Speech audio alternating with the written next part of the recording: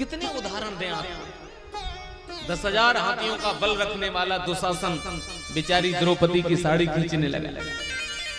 सबसे गिड़गिड़ाई वो, ये दुनिया का स्वरूप है, सबसे गिड़गिड़ाई पितामह भीष्म के पास गई।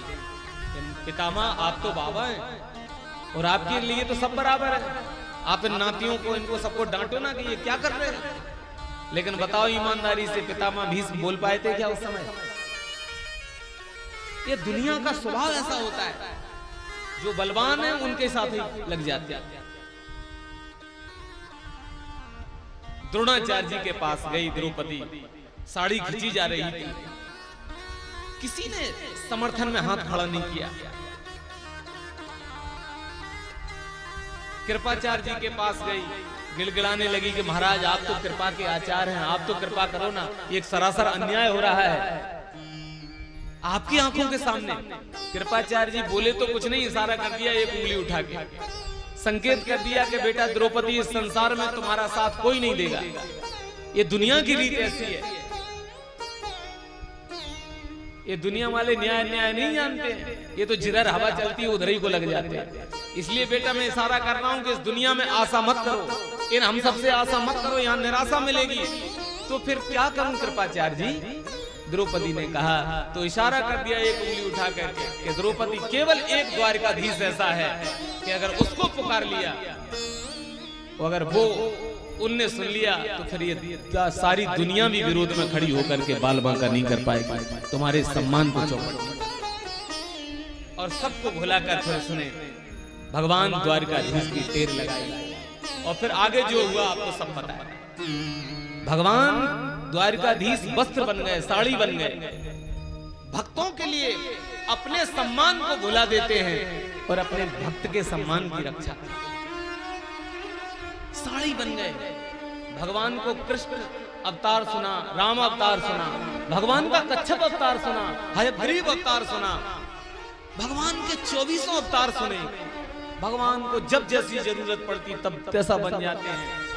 लेकिन आज द्रौपदी के सम्मान की रक्षा के लिए भगवान का विलक्षण अवतार हो गया, भगवान का वस्त्रावतार हो गया, साड़ी बन गए भगवान। और द्रौपदी के अंग में लिपटी साड़ी में ही भगवान ये अपने अवतार को लेकर के छुप गए। और वो चमत्कार दिखाया कि 10,000 हाथियों का बल रखने वाला दुशासन साड़ी खींचते खींचते थक गया, पसीने से लथपथ हो गया, लेकिन द्रौपदी की अंग से साड़ी का अंत ना कर पाया। अंत में जब थक के बैठ गया,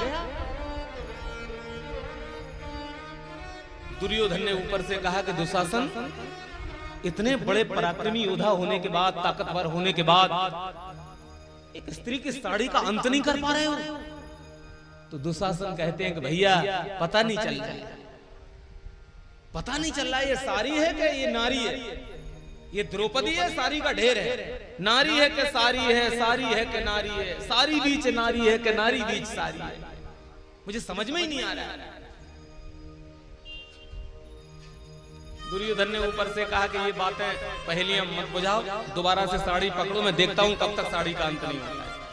और जैसे ही दोबारा से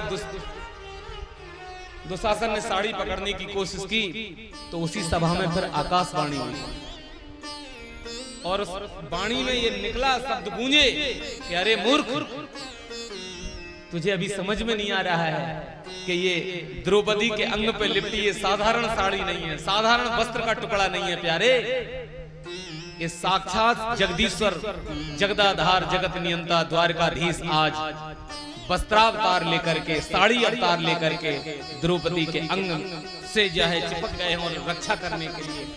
अरे मूर्ख, अगर अब तूने दोबारा से साड़ी पकड़ने की कोशिश की तो अभी तो श्री कृष्ण का वस्त्रावतार हुआ है, तो अगर दोबारा साड़ी पकड़ने की कोशिश की तो अब भगवान श्री कृष्ण का चक्रावतार हो जाएगा, तुम्हें बचाने वाला कोई पैदा नहीं होगा। ऐसी कृपा है, ऐसे दयालु देव प्रभु।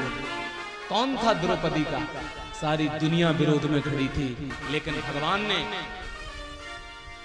वस्त्र बन करके उसके अभिमान, दुशासन दुर्योधन के अभिमान को दूर कर दिया और द्रौपदी के सम्मान की रक्षा की। मैं निवेदन ये कर रहा हूं कि हम जगत में रहें, दुनिया में